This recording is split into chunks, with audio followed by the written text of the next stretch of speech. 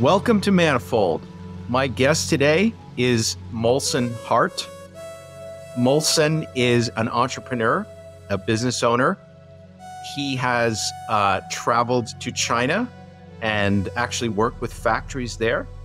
He released a viral video. I don't think he intended it to be viral, but it went viral just recently because he was back in China. I think he recorded it in Shanghai. And I've been meaning to talk to Molson for a long time because he's also an expert on working as a seller through Amazon and has actually revealed some disturbing aspects of the way that Amazon deals with its merchants. So there's a whole range of things for us to talk about. He's also interested in the question of IQ, and somehow I've become like one of the representatives of IQ on the internet or something. So anyway, I think we're going to have a great conversation. Molson, welcome to the podcast. Thank you. I'm happy to be here, and I'm also excited to speak to you, Steve. Yeah, great. I'm looking forward to it. So I always ask my guests a little bit about their childhood growing up. Now, what I know from other interviews you've given is that, correct me if I'm wrong, you grew up in Connecticut and you went to Dartmouth. Is that correct? Yeah, both of those things are true. Yeah. So flesh that out a little bit. What was the young Molson like, and what did he want to do in life? Oh man, you really start heavy. So it was weird. Frankly, I had a really weird childhood. My parents they were not born in America. My mom is from Quebec, and my dad was from New Zealand.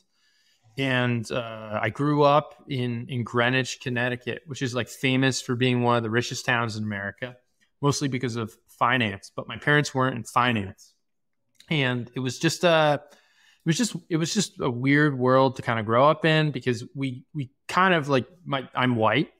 My parents are white, so like you kind of like on the surface you're like, okay, you could fit in Greenwich, Connecticut, but in some ways my parents and my family didn't quite fit in.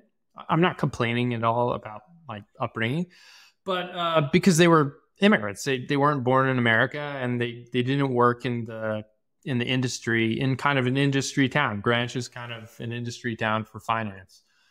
And so I had a weird upbringing in a whole bunch of different ways. My dad was an entrepreneur. My home was pretty chaotic. I mean, I love my parents to death. They gave me so much, but it was a wild upbringing. What did I want to do? I don't even know. My mom from a very early age told me that I wanted to be president of the United States. She's just like, yes, you want to be president. And so I'm really thankful to my mom for instilling me with a lot of confidence. But I just knew I didn't necessarily want to be president, but I knew that I wanted to be different. And I knew, or maybe I was brainwashed or something into thinking that I needed to be great.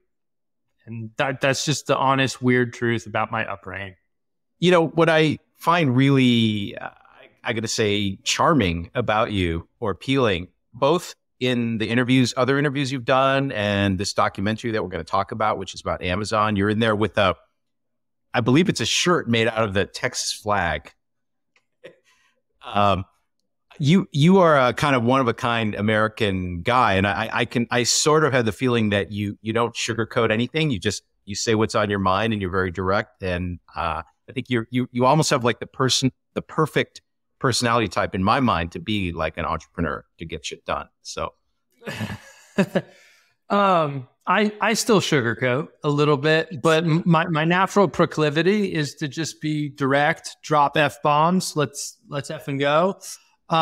And by nature, I am extremely driving. And I mean, you said I was charming. I don't deserve that. I'm intense, and I can be difficult to be around, because if I'm my normal self, I'm just I'm like a live wire.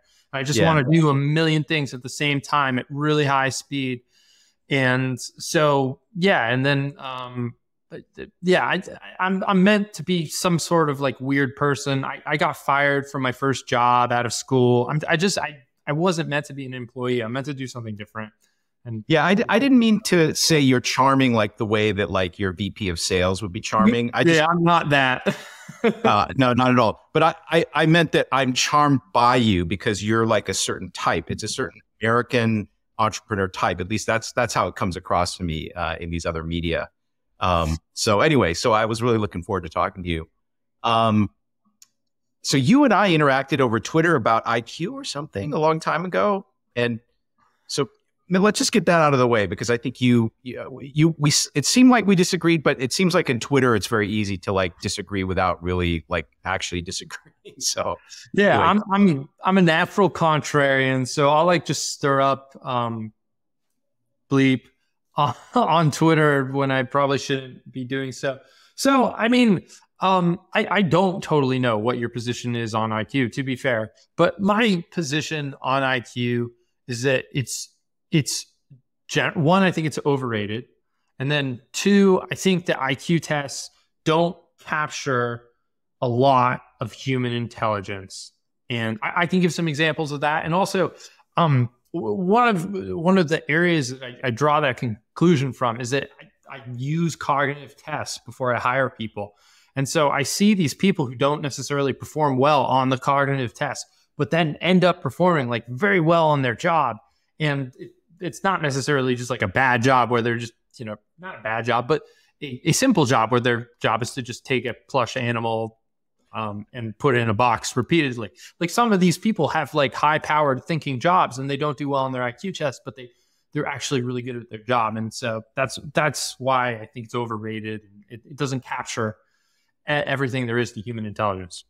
Yeah, so I have to say I don't really disagree with you. So first of all, in the literature, like if you look in the like either psychology researchers or often researchers who are in like actually business schools who study personnel selection, it's only a statistical predictor. So in other words, on average, if you were hiring 1,000 employees and you hired the ones with the higher scores, you would on average have better outcomes, but the variance is huge, right? So we all know people that score well on a test, and then when you actually ask them to do something in the real world, they're not very effective.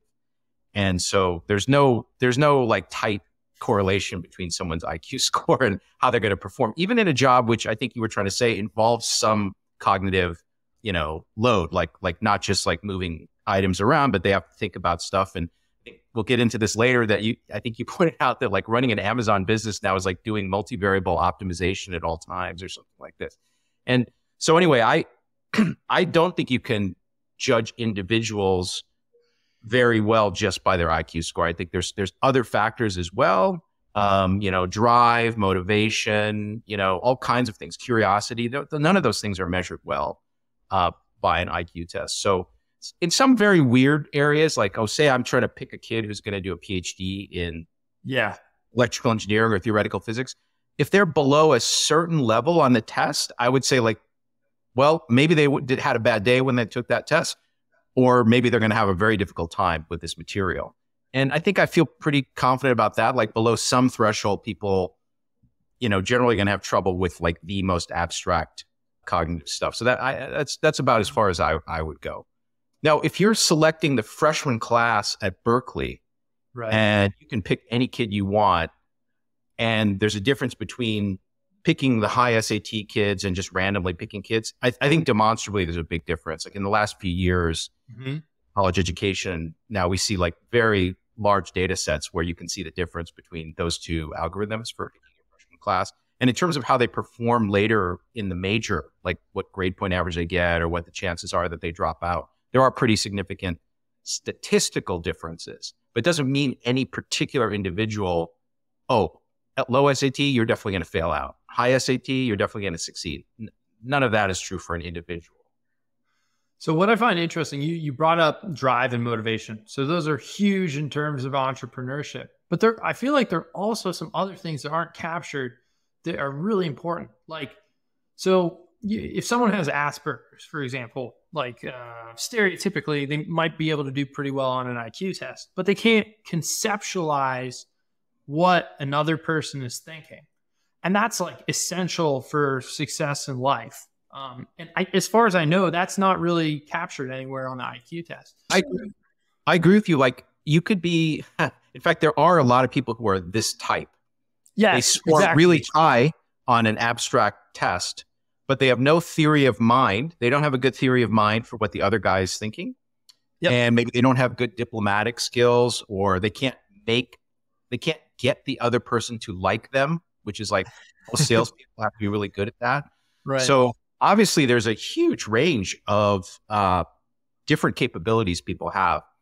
The issue is that it's somewhat harder to cheat on an IQ test than some of the other cognitive measurements. Like if I try to measure whether you're a outgoing person and I just give you a survey, you could just like, let me imagine I'm actually my brother who is outgoing. How would my brother answer these questions? Right. And that so like you could get a very unreliable measurement from that test. Whereas people who do score high on an IQ test, usually they do have some, particular cognitive ability. So the other things are real. It's just harder to measure them, I think.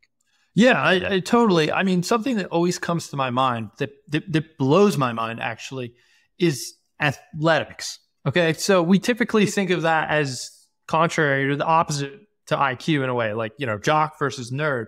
But like, imagine how powerful your brain needs to be to not only know where the other basketball players are on the court, but to control your body such that you can execute all the moves on the court.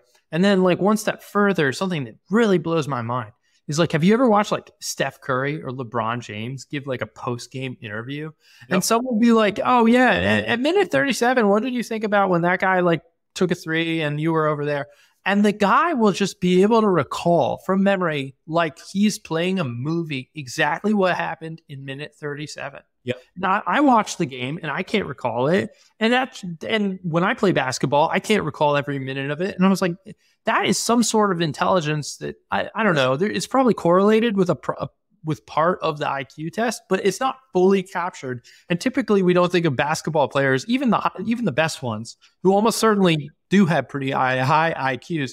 We don't think of them as generally high IQ individuals, but there's something else there that's not being captured. And that's just how I feel about IQ. I agree with that too. I mean, obviously there's some people who have a much better sense of what's happening on the field than other people. And sometimes you can have like a slow, not very, explosive linebacker, but he just has a good feel for where everybody is and he knows where he's supposed to be on the field to make the tackle. And yeah, it's very hard to measure that. I guess the only way to measure that really is look at film of them when they were in college or something like that. So I don't know that there's a pencil and paper test that can actually, predict that capability. All right. So we agree. I don't think we really disagree very much. Yeah. So anyway, let's go back to, let's see. So just to introduce you to the audience. So as I understand it from another interview that you had, after college, this job didn't go well for you, whatever your first job was. You talked, I don't know if it was your uncle or it was some billionaire friend of the family, and you wanted to be an entrepreneur. And so you went to China basically without any Chinese language skills. You had a very long flight and you were sleep deprived. And somehow you managed to get all the way to, was it Liaoning? Somewhere in the far north. And you actually basically worked out a relationship, I think, with a local factory to make whatever product that you wanted to sell. And subsequently you were in and out of China for maybe like an entire decade. Is that right? Yeah, that's exactly right. It wasn't an uncle. Unfortunately, I don't have a rich billionaire uncle. But it was the richest person I knew. I wanted to make something in China, and I was like, I don't know how to do this. I don't know anyone who knows how to do this. Maybe the richest guy I know knows how to do it. And he basically sat me down and he was like, Molson, the Chinese like face to face. You should go to China. Yeah. And so I ended up actually, as you said, in Liaoning province on the border of North Korea, of all places, because the product that I wanted to make at that time was, it turns out that the factory cluster, one of them, was on the border with North Korea. So unfortunately, I'm not a spy, not a CIA agent, but here I am in the middle of China with no language skills, no knowledge of the culture, no support system, just I kind of just airdropped myself there. And it was a brutal experience, but like, I'm so thankful I had it. I learned so much. It was awesome. It's ballsy. I think like from one entrepreneur to another, you have to be willing to do like almost anything actually to make your company succeed. I mean, you have to be very, very determined and willing to suffer. In Chinese, they would say, eat bitterness, 吃苦. Yeah, yeah. It's not only that though. Like you have to be. What you said is totally right. Like I don't think I mean, it depends on what type of entrepreneurship you want to engage in. Do you want to be a CPA with your own accounting firm? Then like, yeah, you probably don't need to be airdropped into like on the border with North Korea and deal with that crazy situation.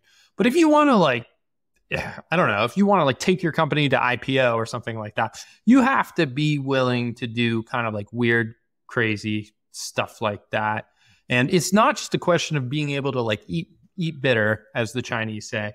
It's also like you have to be willing to do something weird that everyone else looks at and they're like, why would you ever do that? Yeah, you put your finger on it. A big part of it, and this is talked about kind of explicitly in some Silicon Valley circles, is that you have to be able to reason on your own and come to a conclusion which might be radically at odds with what everybody else is thinking, but stick to your guns, and maybe for a long time. And I think that's a very common trait that successful entrepreneurs have. Yeah, you have to be contrarian and right. If you're conformist and right, then the opportunity has already been taken. If you're contrarian and wrong, then you're not going to make any money. So you have to be contrarian and right in order to see a market opportunity that no one else sees.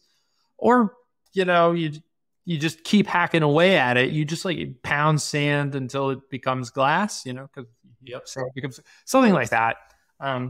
You just have to be a weirdo. And I think it's important to say that because there's a lot of people who like aspire to be entrepreneurs, but like you kind of really need to know what that's all about.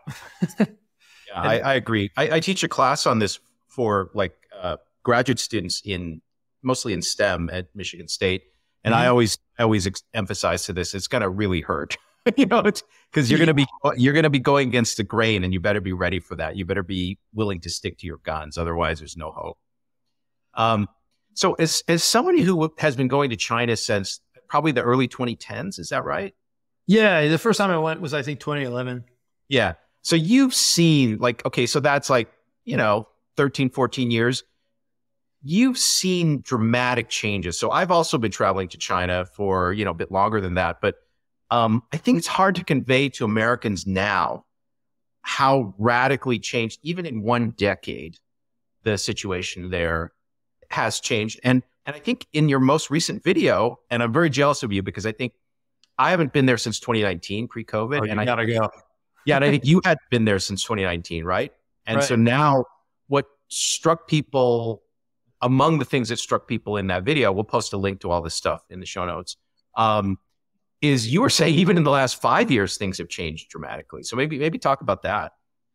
Yeah. So I think the average American who doesn't go to China, who probably gets their information about China from like traditional media, their concept of like China's change is like some combination of like that quintessential classic photo of like Pudong Peninsula in Shanghai, where they like show like a grassy knoll in 1980. And then in like the year 2005, there were like a lot of buildings there.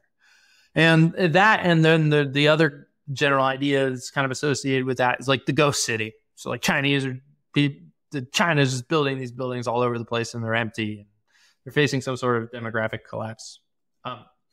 So China changed in that way, right? In a very, no pun intended, concrete way. Like they threw up buildings all over the place and they built a lot of roads and they built a lot of high-speed rail, which is fantastic. It's like awesome to ride high-speed rail and people really use it. Like it's not just some sort of like fake thing that's all government subsidies. So there's that, right? But then the change that I saw in the last like 5 years, the thing that like blew my mind in particular was like kind of the change in the culture, but like there was a great deal more automation and technology everywhere. It felt like I was stepping into the future, but the cultural change, that is is what for me in particular blew my mind. So just to elaborate on that, like a lot of people who have been to Asia, they would say, like, say they go to Tokyo, and Japan has been a developed country for a long time. It caught up with the West quite early, and Japanese are very polite. Everything is very orderly. It's clean. Everything works. Maybe you could also compare to Singapore, maybe a little bit like that. But in China, it's possible to see all kinds of chaotic, crazy shit happening. Guys with their shirts pulled up, because like you can body sweating through your tummy and stuff like this in the summertime. There's all kinds of crazy stuff. Now, interestingly, I'm curious what I'll think when I go there, because a lot of times when I go, I'm with like people who are tech entrepreneurs, university professors, scientists, kind of medium high government officials. So those people were always pretty well behaved and cultured. But then like maybe like if I talk to a cab driver or I'm just talking to some vendor on the street, I'll notice some qualitative difference from 5 years ago. But I think my exposure is a little bit biased toward people who kind of have been civilized for some period of time. Yeah, for sure. Like, hey, I'm traveling to America for the first time and I go to Mississippi. Or, hey, I'm traveling to America for the first time and I go to Manhattan. Or I go to Aspen. Like, those are three totally different Americas in a sense. And China is a huge country. And so it's the same way. If I go to like rural Henan province or if I go to Shanghai, and it also depends on who I'm hanging out with. But to kind of like address what you're saying, like go to the train station. And when you go to the train station, you're going to see everyone from the tech entrepreneur to the professor, because they ride high-speed rail too, to, like someone who's got their life's belongings on their back. And they're going from one part of China to another part of China, and watch how they like line up in a line and see how that's changed over the years. And like, did someone step on your foot? Did someone like roll over your feet with their suitcase, which used to happen like continuously and bump into you, but it didn't really happen that many times this time.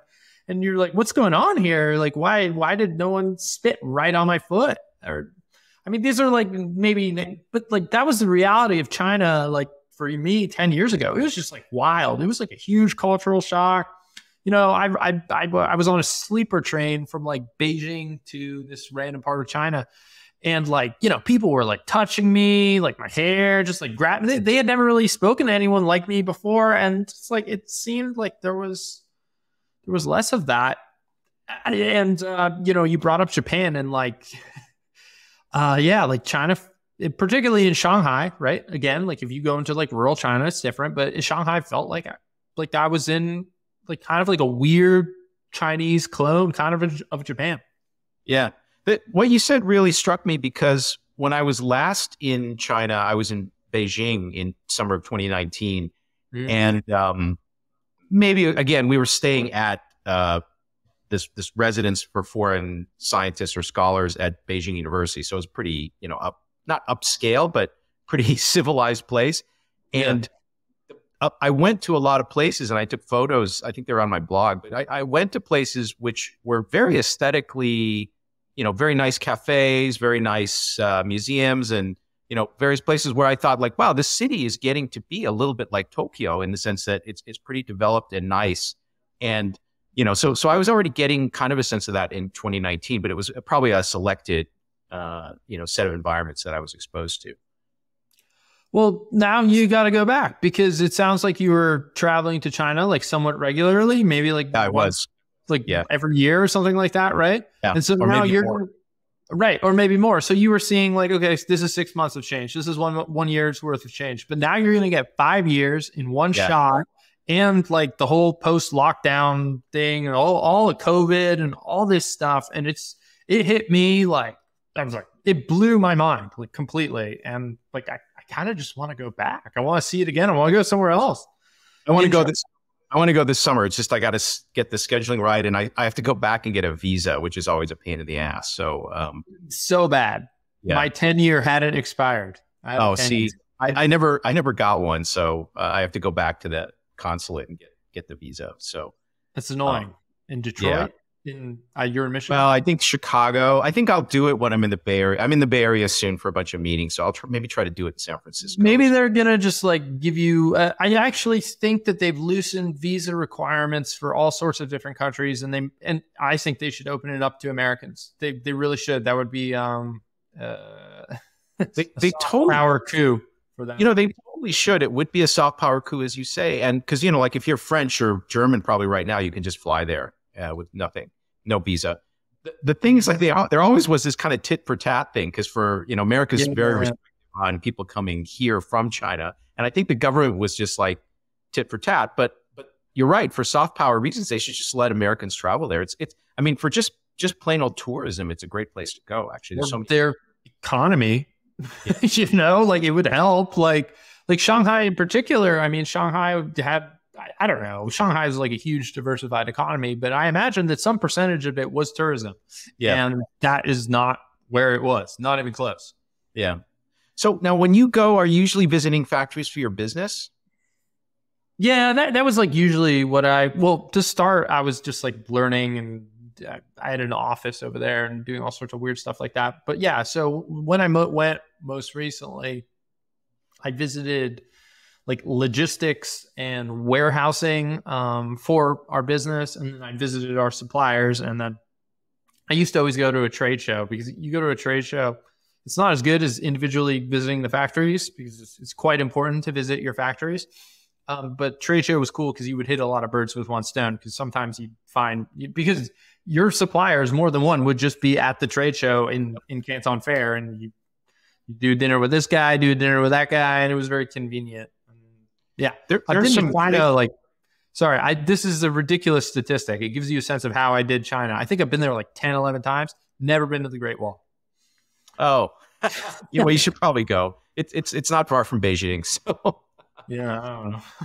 But yeah. So just for the audience, some of the favorite, I like your stuff on YouTube, but I saw some videos on YouTube of people who were teaching entrepreneurs in the US who wanted to start like a clothing brand, how to go to certain trade shows in China and basically line up extremely low cost, high quality textile manufacturing. And like you could go to some guy who makes like the really high end stuff for, who knows, Ralph Lauren or something, and just basically order like from that same guy, like something with your logo on it or your design. And it's kind of amazing what's possible if you actually just go there and try to do it. Yes. Yeah. I've seen those videos as well. I think I know some of the guys who make those videos actually through Twitter. Yeah, it's totally true. Like if you want to make physical products, like you just need to go, just do it. Just go. I think a lot about where the next Elon Musk will come from. And I'm not sure the next Elon Musk will be Chinese. I have no idea. Next Elon Musk could be African, it could be Indian, could be American. But like the next Elon Musk might not be Chinese, but if they want to get stuff done, they might need to speak it. I'm serious. Like you just go over there. Well, I don't think Tesla could succeed without that Shanghai Gigafactory. I think it's pretty central to their success. So I think it's exporting like a ton. He oftentimes alludes to how it's the highest efficiency operation of the 4 factories he has, 1 in Germany, 1 in China, 2 in the US. I could be wrong, but that's roughly right. Yep. Yeah. Can I ask you, so your core business, it's a toy, you sell toys that mostly are made in China and you sell them in the US. When you go there to look at the factories or the distribution, like, is it high tech? Like, is it still like, I don't want to say sweatshop labor, but is it still that kind of labor there? Or is it automated? Like, or maybe the logistics supply chain is automated? What's the difference between now and like 5 years ago for your business? Sure. So I think like 50% of our production is in China. So the other 50% is actually in Indonesia and Vietnam. Well, okay. So what you're saying is like highly factory and product dependent. So we make an educational toy. It's a building toy called Brain Flakes, and that's injection molded. And so there's a machine that kind of injects plastic into a mold and BrainFlake's discs come out. And that is pretty automated outside of the packaging. But when it comes to making plush animals, which is something else we sell, no one has really figured out a way to automate that, like anywhere. Okay, it's just too hard. It's just like you need like image recognition, you need like amazing manual dexterity, maybe something else that's not on an IQ test. And you have to have a sense of touch, which is a huge thing. People don't understand this, but like robots, like they can like usually like find where something is and they can grab it. But oftentimes, like if a robot claw is trying to pick up an egg, like it'll crush the egg. It doesn't always know if the egg is in its hand. And so humans have touch. So plush animals, as you can imagine, not so much in China. It's more in Vietnam and Indonesia, but we do have a plush animal factory there. I only really got to visit 2 of my suppliers this trip, maybe 3 of my suppliers. And, it was automated and I saw like more robot arms picking plastic parts out of the machines. And I saw another factory that had like a decent amount of robotics with a conveyor belt system. And I'd never really seen that before. But the other like major technological change isn't just like robotics and automation. It was the disintermediation. So like almost all the factories I went to were selling directly to consumers out of the factory door, right? So no middleman. So factory making products and then like shipping it directly on China's Amazon or China's Shopify, whatever you want to call it. And that was another big change. It was tech, but not necessarily like what we think of in terms of like robotics and automation. Yeah, just to clarify that for the audience. So one of the things that's happened in China is, more advanced e-commerce where the factory owner can directly sell on these platforms. And I guess maybe Temu or some of these things are in a way like for them to try to do that in the United States. Like, I don't know if it's actually factories directly that are getting on Temu to sell here, but anyway, in China, like it is possible for the factory owner to not go through a middleman in distribution. Yes, that's right. And so, yeah, to answer your question, there are Chinese factories that are selling directly to American consumers, predominantly through Amazon, but also through like AliExpress. Temu's got like this kind of like weird model where they do it as well, but Temu kind of has a hand in it, kind of in a traditional retail way. And so the reason why this is such a big deal is because like once upon a time, you had a factory in America that would sell to a distributor, and then the distributor would sell to a store, and then the store would sell to a person. And then you had a Chinese factory that would work through an agent, that would work through a distributor, that would go to a store to a person. But now it's just the Chinese factory that is selling directly to you, the American consumer, through a American marketplace, or sometimes through a Chinese marketplace, through Temu or TikTok, right? And that's a sea change. I had a question. I hope I'm not derailing you further, but the stuff that you're selling though, couldn't that move all the way out of China? Like, couldn't that all be made in Indonesia and Vietnam now? It's not really hot. Would you consider that advanced manufacturing to make that stuff, or it's product by product dependent, right? And so just because the labor is there, right? You still need like a high functioning port. You still need great roads, and the roads in Vietnam and Indonesia are not great, and the ports do not run at the same efficiency.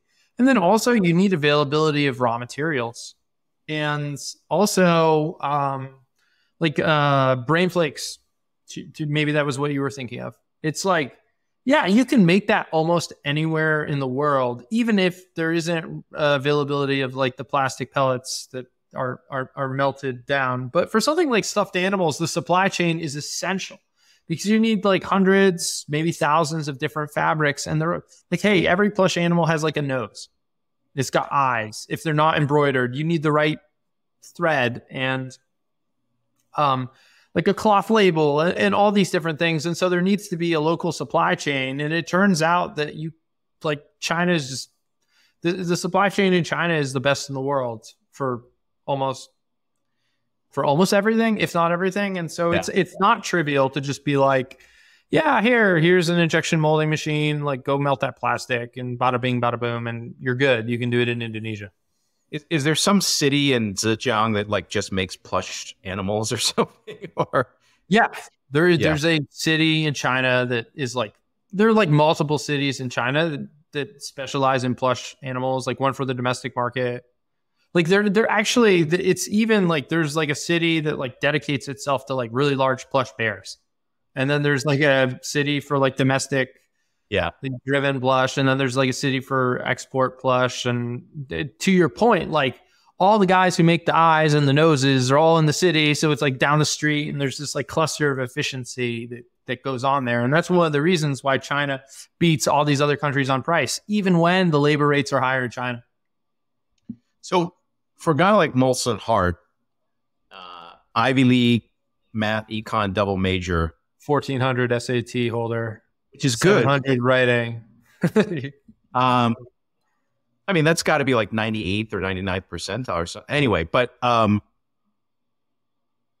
what's your comparative advantage when it comes to plush animals? What's special? Why are you dominating, crushing it in plush animals? No one knows. It's actually like a highly fascinating business question. Like, it shouldn't be it's exactly what I was asking, because you would think that it's like it's going to be driven to the bottom, like, because like lots of people can, point at the plush animal and say that one's going to sell, or maybe not, maybe they can't. Yeah, we even compete against the factories. We do. We compete against the factories, and we win. Why do we win? There's still a culture, especially amongst the factories and the old school factories, of like not understanding the importance of quality. There's a culture of again, this is amongst the older generation in China in particular, like not having long-term thinking. So like our quality is better, and then we're super scaled up. So like, yeah, we don't have a factory in China. We don't have a factory in Indonesia, but the Chinese factory doesn't have its own warehouse in the United States. And we're not buying plush animals unless we can buy a 40-foot high cube container. And so we're buying those in large quantities, and then we're negotiating our shipping rates down as much as we can.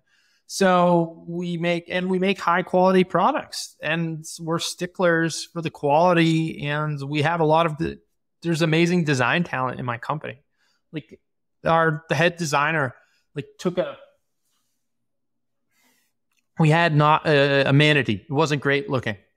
I swear to God, that manatee now, it's the most beautiful plush manatee that's ever been created. And I'm not just saying that as a salesperson, because we already established that I'm not likable, but or even persuasive. But like, it really is beautiful, and I don't know. That's unique, and having some knowledge of how the U.S. system works and how Amazon works, and then also we can sell to stores, which the Chinese factories aren't so able to do through Amazon.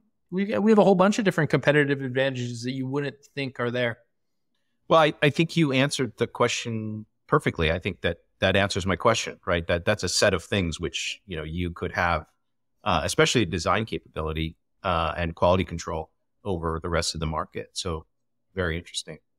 Talk a little bit about, okay. So let me segue just a little bit to this YouTube documentary, which is about, Amazon's market power, and you're featured pretty prominently. Are you a producer of that? Are you involved in that? Or are you just the talent in the video?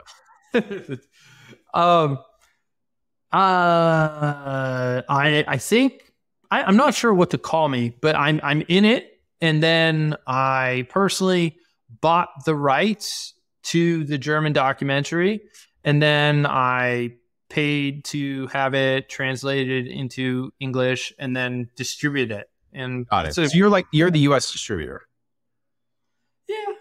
Yeah. Okay. I just wanted to clarify that, because I saw you, I think on your personal webpage, you have this thing about things my mom wants you to know about me, like my accomplishments. And one of them is, I think, about like, being responsible. Yeah, I may have written that I produced it. I don't know. Is that it depends, right? Like It was an undertaking, I assure you. Whether No worries. I was rely on your website a little bit, you know. No. I wasn't going that way. I was just saying, like, I realized from that you weren't just the guy profile in the documentary. You actually had a role in getting it distributed and making the English. So anyway, I really enjoyed it. I think it's super informative. We'll put a link to it in the show notes. Cool. Anybody who wants to understand, like, obviously everybody's an Amazon a consumer using Amazon, but very few people really understand what's happening behind the scenes for the merchants. Who gets featured in that buy box on the right hand side? Mm-hmm. It's either in that video or somewhere else. You said, like, to be an Amazon seller today, you have to be able to do like multivariate optimization of all kinds of different factors. Like, should I pay a little extra to have the Amazon truck come and get my stuff, or should I save that? What does it do to my being featured as the top result if I do this or I don't do this? So talk about high IQ stuff. Like, I think to figure out how to optimize that Amazon slot machine and make money off of it seems like a very cognitively demanding task. Oh my God, it absolutely is. It's Sunday night. I have like the Sunday night scaries for Monday morning. Yeah, I mean, like, so Amazon, when you order something from Amazon, it's usually shipped from an Amazon warehouse. And we, as sellers on Amazon, are not selling to Amazon. We are deciding how much inventory we want to store at Amazon. And just for this little narrow part of the business, and there are all sorts of things like reviews and advertising and deals and obviously making the products and all this stuff. We can just talk about forecasting inventory to Amazon. You have to think about the seasonality of your business with toys. You have storage fees at Amazon that go up and down over the course of the year. You have long-term storage fees if your products are at Amazon for too long. You have low inventory fees if Amazon decides that you don't have enough inventory at their warehouses in order to maintain their Prime 2-day, and I can explain how that works. You have placement fees because you can't ship all your inventory to a single Amazon warehouse. You have the option of shipping it to 5 different warehouses, 3 different warehouses, or 1 different warehouse. You can ship it yourself. You can ship it using an Amazon truck. You can ship it FedEx in like lots of little boxes. You can ship it on pallets. You can ship it in a full truckload. It's like literally so many different permutations, combinations, variables, whatever, that goes into minimizing the cost of getting your inventory to Amazon, and at the same time making sure that you have enough. It's an extremely complex optimization problem. Optimization, sure. Yeah, insane. Mm-hmm.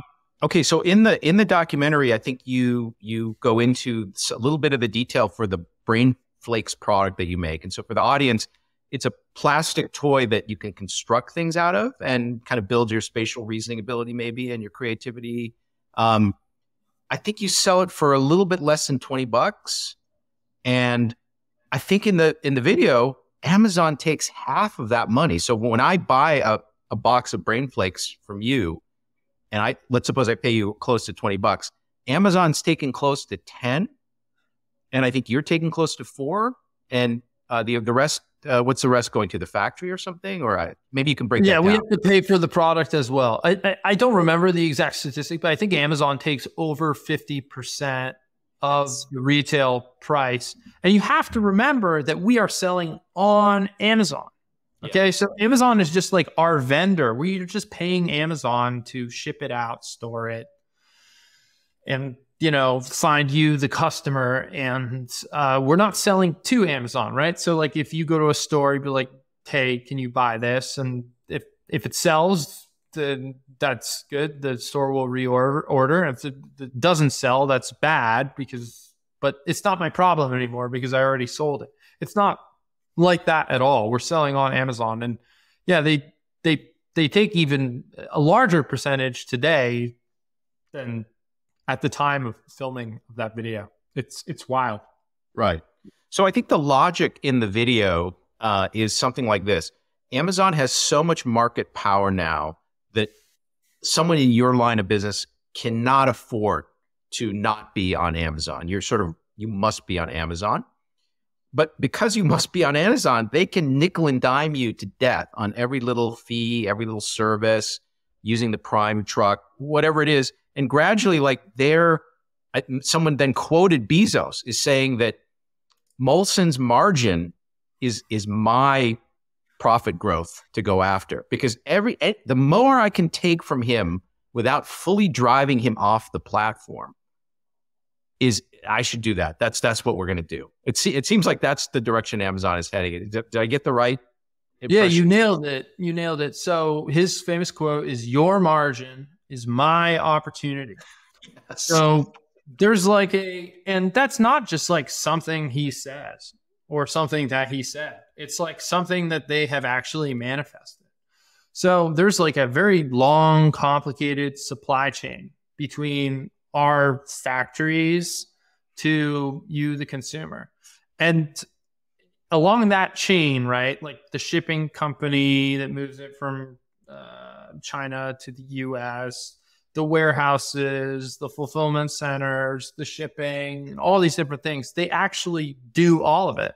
So like if I make a container's worth of Brain Flakes, the product in China, like I can put it on an Amazon, kind of in an Amazon container, and then it gets moved by an Amazon truck, and then it goes into Amazon cold storage, and then it goes on another Amazon truck to an Amazon fulfillment center, and then it gets unpacked and whatever by Amazon labor, and then another Amazon truck, like the Amazon Prime trucks that you see in your neighborhood, then delivers it to you. So like each one of those at one time was a different company. And it was just like, oh, that margin, now that's Amazon's opportunity. That margin, that's Amazon's opportunity. And that's just like the supply chain side of it, right? And there's also the whole software side of it, from like advertising to, emailing and all this different software that goes on. And they kind of like grab that as well. Like there was a time when like Google had ads, and that's where you search, but now Amazon has ads. So that was another like margin that they just kind of like sucked up. So it's amazing what they've done. Yeah, I mean, as a company, it's amazing, all these capabilities, building out all those capabilities. The problem becomes when either you, the merchant, or me, the consumer, don't have an alternative, because then they could just ratchet everything up, right? And the question is, have we reached that point where they're so market dominant that they can kind of exploit these capabilities they've built? They're not forcing to compete those capabilities against other things, but they're really just able to force prices on people like you. Yeah, have we reached that point? I mean, I think that's actually what they're doing. I mean, they are just shoving so many fees. So basically what happens is like sellers we have a brand, but in general, sellers on Amazon are in commoditized competition. And in commoditized competition, like profit margins in theory eventually go to zero. So every time like Amazon raises their fees, like the sellers just basically raise their prices. And so you as the consumer pay more and Amazon takes more money. And really, what's the safety valve on that? Like, I don't know. Off the top of my head, Amazon is like something like 80 times Walmart sales. I don't know, for us. So we sell on Walmart.com too, not just Amazon. Yeah. But so what's the safety valve, the pressure valve on this ever increasing price increases that are happening on Amazon? It's like Temu and stuff like that. And actually, if you look at it, like oftentimes you can find the same product on Temu for like a tenth of the price that you find out. It really happens, and it takes like 7 days instead of 1 or 2. Yeah, I have to admit that I'm a cheapskate. I claim to possibly have the world record for being the most miserly, relatively high net worth person in the world. So I actually have shopped, partially as an experiment, but partially because I'm a cheapskate. But I have shopped on AliExpress. Yeah. Shopped on Temu. And you're right. You can buy stuff which is like literally 1/10 the Amazon price. And it could be like earbuds. It could be shoes. It could be athletic gear. And sometimes it's the same thing. Like it's actually the same thing. It's literally the same thing. So the people who are enthusiasts of AliExpress or Temu will just say like, look, the same shit. It's all made in China. It's going to come through some distribution process. If you buy it through Amazon, you're going to pay 10x or something, but you get it in 2 days instead of 7 days, right? That's the difference, right? So yeah, but like, where's that money going, right? Because Temu is shipping all that by air, and like shipping things by air is expensive. So where's the money going? It's going to Amazon. Yeah. Yep. So one safety valve, as you pointed out, could be competition from AliExpress, TikTok, Temu. I'm talking specifically about America. Another safety valve is some federal regulation where they say, like, wait a minute, you guys are a monopoly now. We better have some protections put in place. And then there's also, I do notice, like, for some, like, I just ordered some protein powder from Amazon.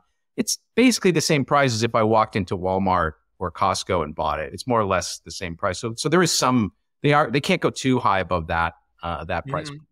Yeah. But what do you think is likely to happen in the next 5 years? That's like a complex human system. And I've learned the hard way that you don't try to predict complex human systems. This is like as harder than predicting like what market price will be in 6 months, which is also a complex human system. What do I think is going to happen? I sincerely have no idea. But the thing that I believe, that going back to the beginning of this call, like contrarian and right, I think that Amazon is kind of like at peak Amazon right now, in the sense that it is facing more competition than it has ever faced before in its time. And the people who are running it are not Bezos. They're amazingly talented, but they're not Bezos. And Bezos is potentially one of the best entrepreneurs of all time. And they're also facing, to your point, like scrutiny from government. And so it's just like hard for me to wrap my head around the idea that they can just continually dominate. Maybe if they some sort of like Hail Mary pass would need to be executed, where they're like, okay, somehow manage to like pass legislation that makes them not a monopoly, not an overpowerful company. And I'm not taking a position on that issue right now in this call, but somehow makes it difficult for Temu and TikTok, two Chinese companies, because those are the foremost competitors, and also Shopify in a sense. Some sort of legislation like that, and like restricts their competition, and at the same time they don't face government scrutiny, and they just continue along as they have been over the past 10 years. That's what would need to happen for them to my mind, for them to not be at peak Amazon.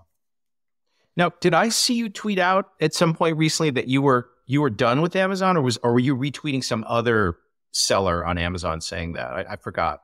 No, I mean, we can't be done with Amazon because it's 88% of our business. Yeah. It used to be like 99% of our business. And after many years of work, we got all the way down to 88% of our business. We can't be done because that would just kill the company overnight. But I don't want to invest in this platform anymore. For not only the reasons I just gave, it is my belief that it's peak Amazon, but also because like I've just had enough of the complexity that they're constantly introducing into the system, and also the additional costs that constantly require us to raise prices. It's just like at a certain point, you're just like, you know what, like I've just had enough. Like there has to be some other better way for us to make money. Wow. Yeah, well, we'll see what happens. These monopolies, they're very powerful. I mean, Bezos bought the Washington Post for a reason, right? So, I think he's probably got plenty of lobbyists and people defending his interests in DC. So, it's a complex human game. Like it is just like, it's really unpredictable in terms of what can happen. It can go any which way. I don't know. Yeah. Yeah. Hard to predict. So, what's in the future for Molson?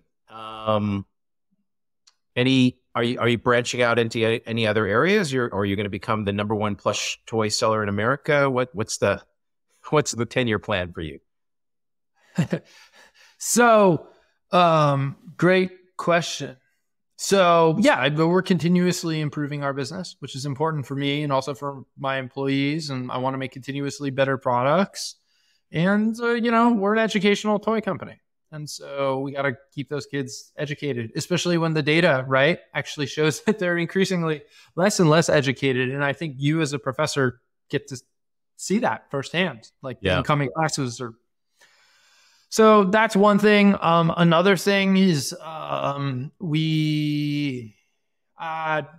just like a little crazy, and I've got like some interesting business things up my sleeve. I'd love to be able to compete with Amazon in a bunch of different ways.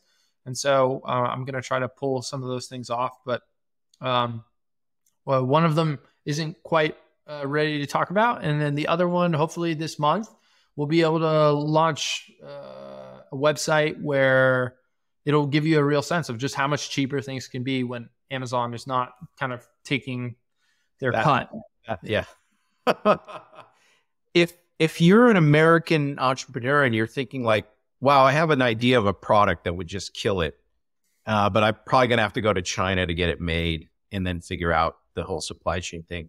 Is Molson the number one guy? Like if they could get an hour of your time, you could basically like accelerate their progress like tremendously. I don't want to do that. I don't want to spend an hour with anyone. Sorry. Okay. But I didn't say you do it for free. I don't know. I'm really busy. Look, like, I would help, but I'm not even sure if like sometimes things can't be accelerated. If you ever hear that, like that expression, like after 10 years, I was an overnight success.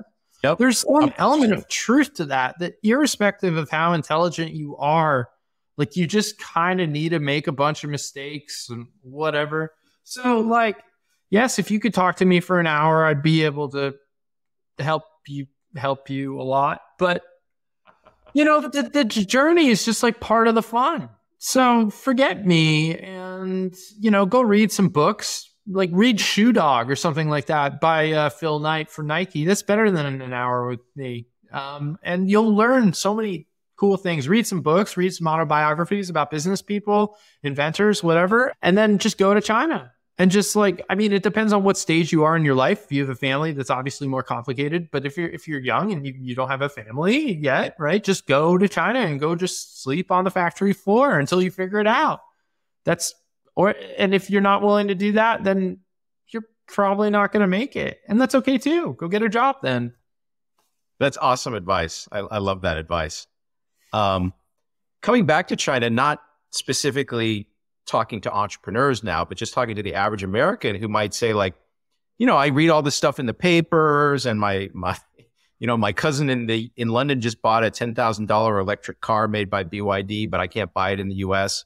I think the average person could gain a lot just by understanding, reality on the ground in China, right? So I would recommend everybody, if you're going to take a vacation, go there and just see it. It's actually pretty cheap to travel. It's still relatively cheap to travel around to China. So why not? Why wouldn't you go there? I agree wholeheartedly. It's wonderful. It's cool. It'll blow your mind. It'll open your mind up to a whole new culture. You have great food, high speed rails. Like you're not going to get robbed. There's like no crime there. Yeah. It's just super cheap. Yeah. Like just go. I was so surprised to learn. I like went to China, came back, and then it was like, wait, there's a State Department warning saying you can't go. I was like, ooh. Yeah, it's totally bizarre right now. Who knows where that came? Well, it's just all politics. But actually, I think you told a funny story that the first time you went to China, your relatives were worried they were going to harvest your organs or something.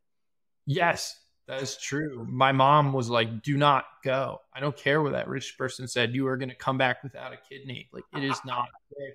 And back then, like that was like, it was pretty unlike. I didn't lose any kidneys in China, but back in 2011 on the North Korean border, like I had some weird stuff that, I got shaken down by corrupt cops. I had a lot of bad experiences up there, bad experiences that were fantastic actually in retrospect, because it's like a great story, powerful lessons. It was horrible in the moment, but like since I survived, I'm really happy I went through it.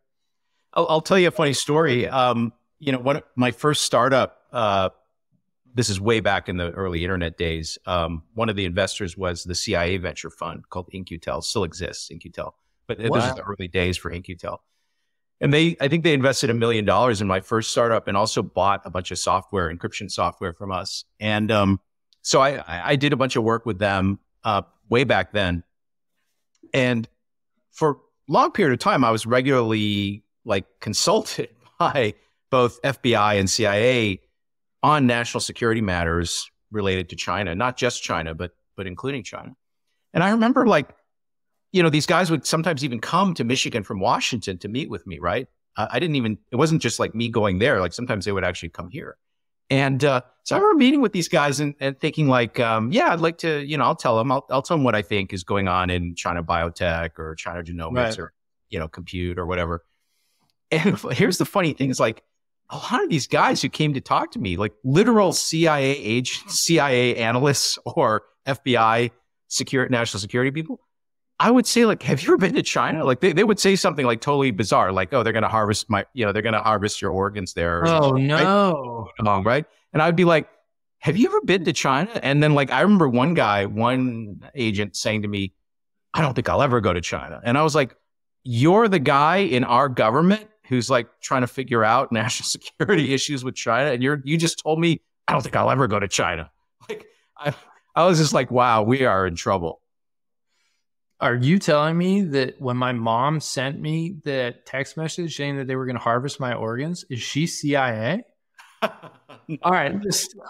That's wild. That's really interesting that that's interesting. That's like, what is that? It's like getting high off your own supply in a way. Like, oh yeah. If you read the think tank output, like position policy papers and reports and stuff within say within Washington, it's like a little bubble chamber. It's like its own filter bubble. Like they just talk to each other and very few of them have actual experience. Like you who have actually dealt with Chinese companies and warehouses and factories know 100 times more than some of these agents, some of these analysts know about the real China, right? So it's scary.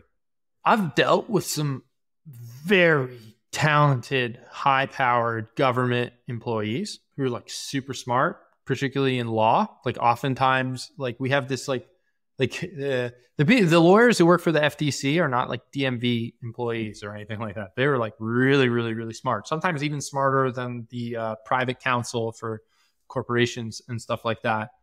But like, do you think that they sincerely believed that? Because there's also like an element of like conforming to the prevailing viewpoint.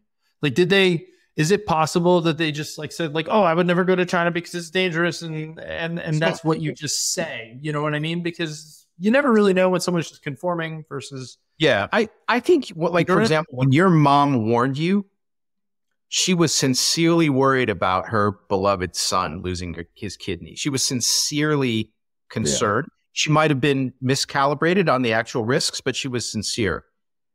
That is my judgment of at least some of these, national security people that I met with, is they're genuinely, sincerely misinformed and actually like ignorant because they'd never gone there. So that's really bad.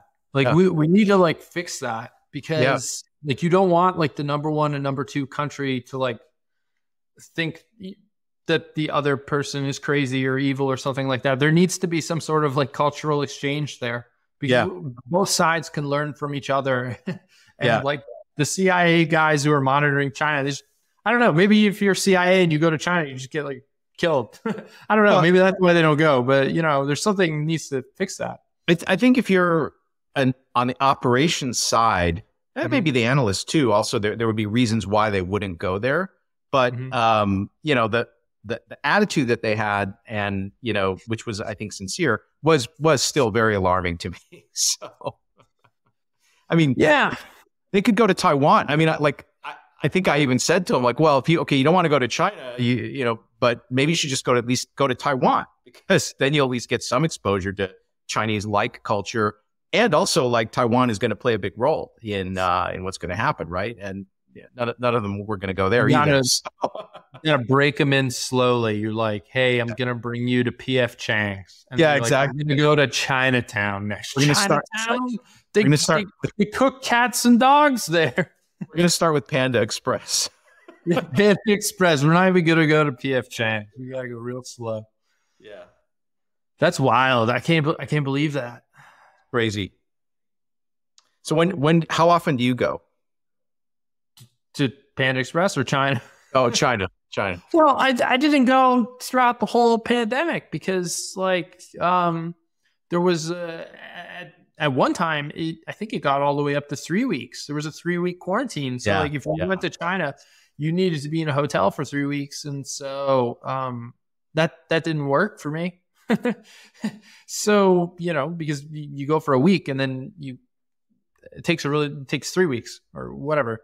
And looking forward, I didn't go. Like looking forward, assuming no. Well, how often will I go? Yeah. Well, it's a really interesting question. I mean, like, I don't know what the current State Department warning is. If the State Department warning goes from like 2 to 3, like maybe I won't go that often because it creates problems. And I don't know. It's still like a really long flight, but it's an Asian century, so I think I'll go quite often, and I learned so much, and it felt like there were so many business opportunities, and there was a time when like the Chinese could just like copy whatever was working in America and be successful, and now maybe the reverse is true. Go to China. If you're a Silicon Valley entrepreneur, go copy what the Chinese are doing in terms of tech. Bring it here. That's an opportunity. So I don't know. Maybe once a year, something like that. Yeah, that's what I'm hoping to do is go there at least with that frequency, just to see what's happening there. What do you do? What is that? Like, I don't run with that crowd with these like high powered civilized people. That's not me. I'm like out in the factories. Like, what do you do when you go to China? Well, see, I would love to see some factories, but I might be there for a physics conference or something. I might be there to meet with some people in genomics or AI. I might be there meeting with some venture capital people or other startup people. Or my wife's also an academic, so she might be there for some conference, and I'm just tagging along at her conference or something like that. So could be anything. But I think the coolest thing would be to actually see, like, if I could go there and visit a BYD factory and see what they're doing. I interviewed this guy, Ogan is his name. Is it Tyler Ogan? I'm sorry if I'm getting your name wrong, but he runs a hedge fund called Snowball Capital, and they invest largely in Chinese companies. And he moved his whole fund to Shenzhen. And a big part of what they do is they go and they will always visit the factory or the labs or whatever of the companies that they're thinking of investing in. And I found that really fascinating. I'd love to tag along with him. Yeah, I recommend doing that, regardless of whether it's venture capital or you manufacture products in China. Have you seen the academic output and the innovations coming out of China improve or increase? Yeah. This is something that I'm always telling people, because people's if they're not in the space, their perceptions tend to lag. Okay, so like if you go back 10 years ago, any top physics or engineering or STEM department, there'd be a lot of Chinese graduate students, right, who are pretty good. And a lot of them stay here. Most of them would try to stay here back then. Right. Now what you find is that it's very, very common for them to want to go back. The country has spent a lot of money upgrading the university labs, their infrastructure, their capabilities. And so now when I visit there, if I go to a conference there, the people I meet there are pretty much up to date. Like, they understand the research frontier and they're not behind. Like 10, 20 years ago, you would go there, and even at a top university, like, you might only meet a fraction of the research labs or the people there were at the frontier, and the other people were kind of like 5, 10 years behind. So, but that gap is now pretty much closed. And so the new graduates who come from Chinese universities, maybe they stayed there and did a PhD. This would never have been the case 10, 15 years ago, but they did their PhD in China, but you meet them and they're totally up to date on everything. So that's a big delta over the last 10 years that most people are not aware. Most people think they're still copying, but in fact, they're not actually just copying anymore. Yeah. And you speak Chinese, right? I'm not completely fluent. I'm like your typical ABC. My Chinese is good enough that, like, I can get by very easily, like just like ordering food or getting in a taxi cab. But if I try to talk like in a sophisticated way about the economy or physics or something, no, my Chinese is not anywhere near that good. So yeah, I feel you. I'm around there. It depends on the topic, right? Like I know a lot of words for stuffed animals. Like I know a lot of Chinese words for various animals. What about, so that's interesting that they're at that's like a huge misconception in the United States. In the United States, as you said, it's just like copy. The misconception is that people in China are just copying, and that's the downfall of like Chinese academics or cognitive capacity, whatever you want to say. Are they innovating? I imagine that they're innovating too. They're not just at the research frontier, or has that lagged a little bit? No, well, I think there are a lot of nuances here. Like I think in these East Asian societies, it's less likely for a young person to like kind of like defy their elders and be really like an outlier in terms of their opinion. So in that way, like that, a certain kind of innovation and originality and creativity is a little bit suppressed by the culture. I think that's true. But on the other hand, like a lot of things, first of all, that would be much less true at a startup. So like startups are like very kind of Western in their culture, I think. Okay. But also like for a lot of things that they do, which is like, okay, we know we want to improve the efficiency of this battery, right? And then you're not a maverick to like be just trying different things to try to improve the efficiency of that battery. And in that kind of work, they're not, I don't think, worse than Westerners. They're just as good as Westerners. It's the like totally out of the box 0 to 1 Albert Einstein stuff, maybe that for cultural reasons, they're maybe not quite as good at that. I think even that, like some people would, some Chinese people would debate me about whether that's really true. But I can see there's an argument in favor of that. But for optimizations of existing things that people already know are valuable and good, I don't think they're behind anybody. So here's how I think about it. One, like go look at like US patents, right? So I don't know. I'm not in the academia space at all. So I can't talk about that. But I can talk about like business and I can talk about patents, right? Because I know about that. There are a lot of Chinese names on those patents. So that's one. Two, in terms of innovation, the way I think about it is incentives, right? So at least in the business arena, there wasn't an incentive to innovate in the 70s, 80s, 90s, 2000s in China. Why would you innovate when you could just start a shoe factory? Yep, exactly. And like there was a blueprint for a shoe factory and you can be a shoe factory billionaire. What's the incentive? But now the game has changed. And all the shoe factories have already been started and you don't have dirt cheap labor anymore. And like Vietnam is like killing you on shoes.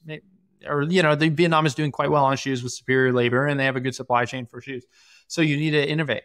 And I don't know, like I think they can pull it off. It was interesting that you said that like 0 to 1, maybe they're not able to do as well, but like the light bulb, if I remember the story correctly, I don't know what his 0 to 1 moment was, but at some point Thomas Edison was like, hey, he like found some guy and he was like, hey dude, like I want you to just go through 10,000 different materials for the filament until you arrive at the one that like when you run current through it, it lights up.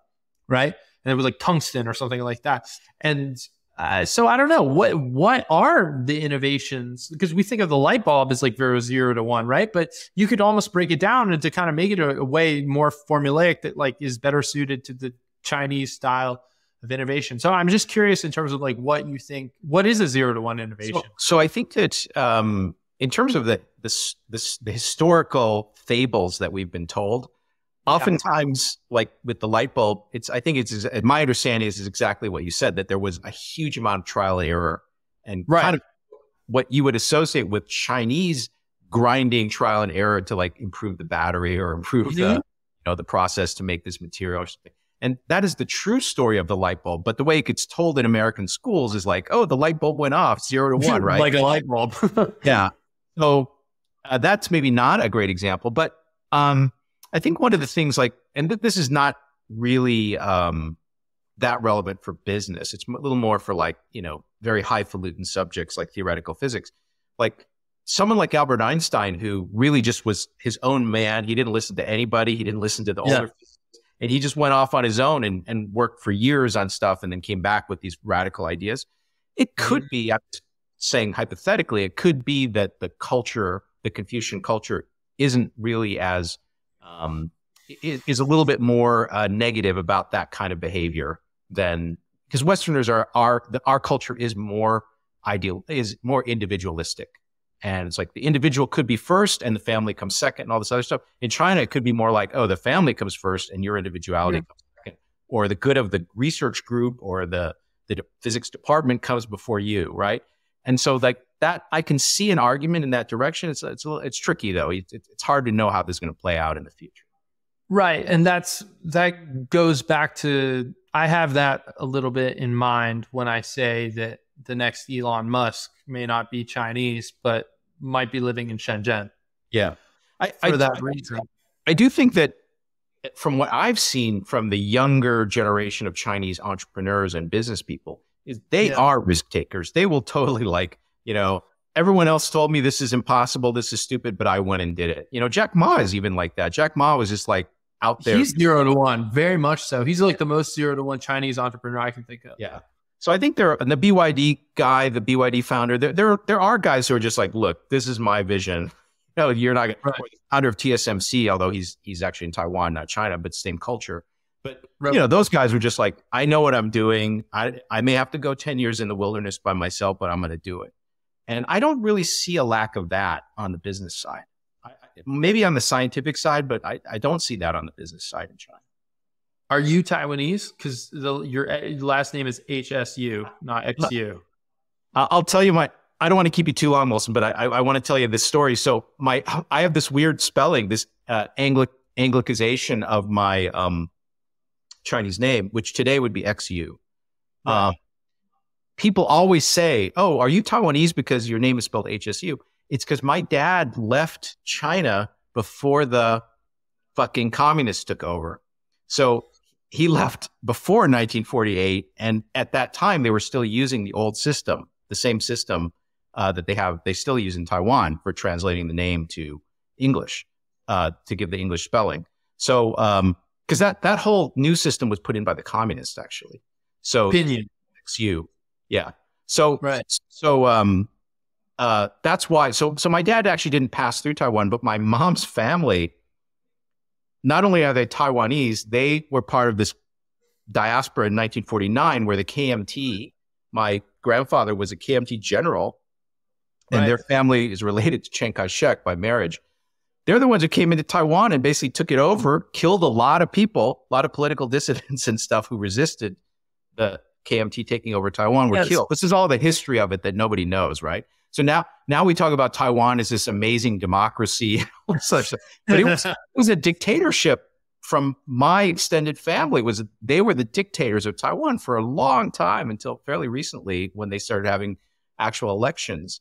So all these East Asian countries that modernized went through an authoritarian phase. South Korea went through it, Japan went through it, Taiwan went through it, and arguably not Singapore, but yeah. Well, some people would say Lee Kuan Yew was an authoritarian figure. I know some people would say, but it's not at the same level of like Chiang Kai-shek or like Park in South Korea, right?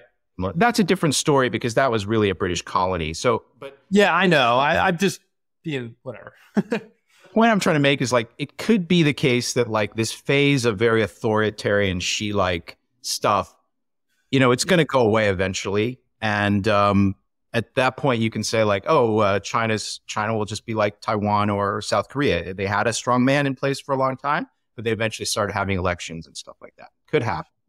Right. Well, yeah. So many questions about that. But China, because of its size, can never, like people, right. So what are like the three things that people in the US say that as reasons for why China will never be like the hegemonic power? Demographic collapse. Yeah. They can't innovate. So we didn't address the demographic collapse. So I think we addressed the can't innovate thing, which is mostly nonsense. And then the third thing, man, I keep doing this. The third thing is that Japan was like the next hegemonic power. And look at them now. Right. But like 110 million, 120 million people, it's not 1.4 billion people. Yeah. And then like, if you look at Japan, like go look at like maps of US bases. It's just like, it's all over Japan. There are no US bases in China. So it's just like a whole different thing. And so you should not be extrapolating from that example. And China is going to be a force in this century. And that's a foregone conclusion. And that will happen like before the alleged, right? Because we have fertility problems all over the globe, except for Africa, which has a whole different set of problems. But China will be a force before the supposed demographic collapse happens. Yeah. The way I like to say it is that the people who will enter the labor force in China over the next 20 years are already born. So, so we know how many of them there are. So if you just do little calculations to say like, well, you know, it turns out, this is again, shocking for most people, that if you go back 20 years ago, only a few percent, maybe 5% of all high school grads in China could go to college. That was 20 years ago. Now over 50% go to college, and twice as many of them major in STEM as the college students in the US. So you can actually just sit down and do some simple calculations. They're like, how many biologists are they going to pump out? How many engineers are they going to pump out? How many computer scientists are they going to pump out? And when you do these numbers, you get for the next 20 years, and given the existing demographics, you get numbers like where you're really not comparing China to the US because it's almost an order of magnitude difference. You're comparing China to ROW, rest of world.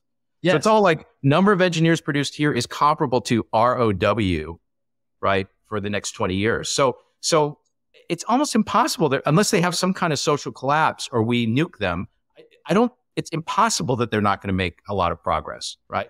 So, because the whole makeup of society is going to be different in 20 years. The fraction of people that are highly educated is going to be enormously different than what they currently have right now. So, yeah, I agree completely. And, you know, like they have to take care of their old, but like, if they don't do a great job of that and they just, this is horrible. Like, I'm not advocating for this in any way in any country. I don't want anyone to not take care of their old people, but if they like kind of just don't, you know, and you just put them in hospice care, kind of like we do in this country, like it kind of works out. And as you said, even if they experience a demographic collapse, they still have like way more people and still are having more births than we are without our quote unquote demographic collapse. So the idea that China will be the next Japan, it just doesn't compute in any way for me.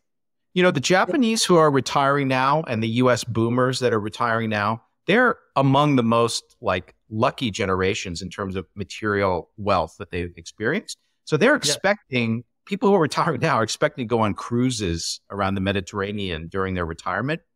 Right. People that are going to retire in China over the next 20 years were dirt poor when they were growing up. And they really had to, you know, eat bitterness, and they worked in factories. They don't have the same expectations that people in the West have. If they can just have a relaxed lifestyle, living close to their extended family and enough to eat, most of these people are actually pretty happy, right? The bulk of, I'm not talking about the elites, but the bulk of people who worked on farms and factories and did the backbreaking work of building China, you know, over the last, 20, 30 years, they don't have these super high expectations. So it's kind of a different situation with how how expensive their, burden for elderly care is going to be.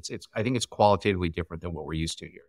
That's a great point. There's another way in which these comparisons are not apples to apples. If you just go Japan versus the US, right? So like, I don't know what the median age in Japan is. It's been like 5 to 7 years higher than it is in the United States. Yeah. More. Wouldn't it? Yeah. Yeah. Maybe more. Let's call it 7, 10 years higher. Right.